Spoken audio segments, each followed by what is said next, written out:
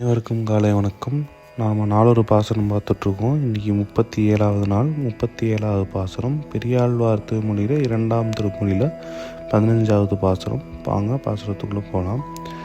நோக்கிய சோதை நுணுக்கிய மஞ்சளால் நாக்கு வலித்து நீராட்டும் இந்நம்பிக்கை வாக்கும் நயனமும் வாயும் முறுவலும் மூக்கும் இருந்தவா காணீரே மொய்குழலீர் வந்து காணீரே.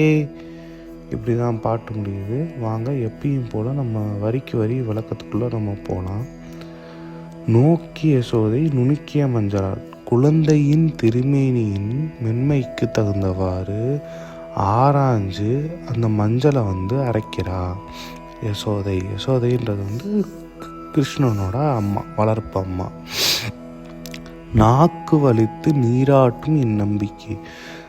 குளிப்பாட்டும் போது நாக்கை சுத்தம் செய்கிறா. அதை தான் இங்கே சொல்கிறாங்க.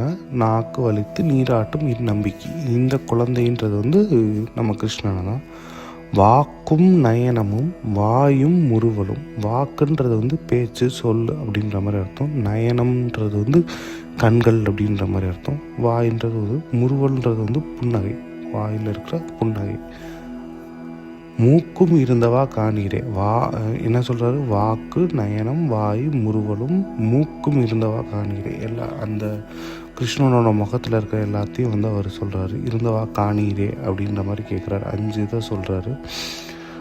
மொய் குழலீர் காணீரே.